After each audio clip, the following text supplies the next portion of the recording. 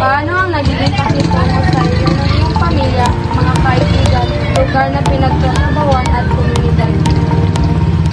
Para sa akin, mabuti naman ang pakikitungo ng aking pamilya, mga kaibigan at komunidad bilang isang Anong halimbawa ng diskriminasyon ang iyong naranasan base sa iyong kasarian o oryentasyong sexual?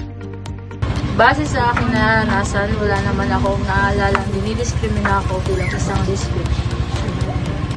May mga pagkakataon ang nakaranas ka ng pantay sa pakikitungo? Oo naman, halos lahat ng pagkakataon. Para sa iyo, paano maipapakita ang paggalang sa sexualidad at kasarian ng isang individual? Para sa akin, may papakita ang paggalang sa lahat ng kasarian ng pantay-pantay na pagtingin ng bawat individual.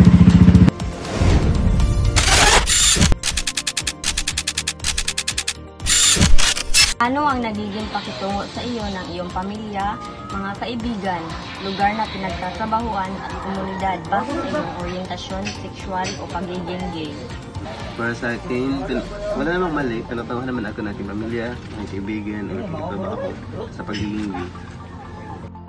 Ano ang halimbawa ng diskriminasyon ang iyong naranasan base sa iyong kasarian o oryentasyong sexual?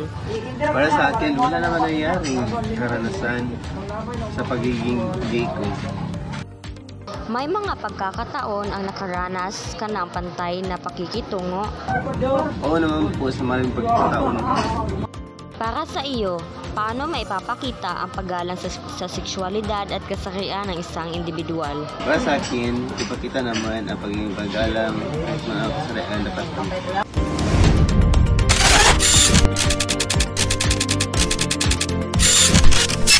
Paano ang nagiging pakikitungo sa iyong pamilya, mga kaibigan, komunidad o lugar na inyong pinagtrabahuan base sa iyong orientasyong sexual o pagiging lalaki?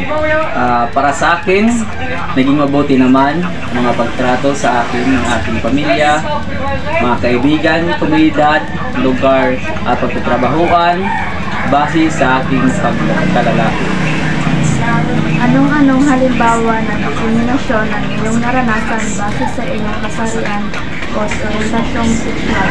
Para sa akin naman, ang naranasan ko ay wala naman aking naalalang diskriminasyon sa aking buhay bilang isang lalaki. May mga pagkakataon ang nakaranas ka ng pantay na pakikitungo.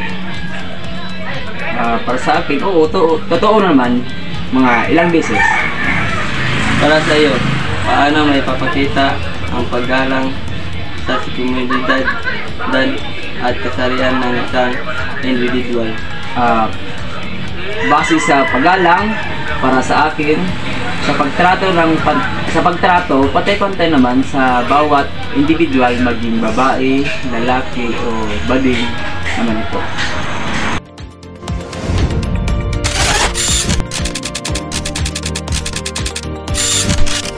Nagiging pakitungo sa iyo ng iyong pamilya, mga kaibigan, lugar na pinagtatabahuan at komunidad base sa iyong orientasyong sexual o pagiging babae?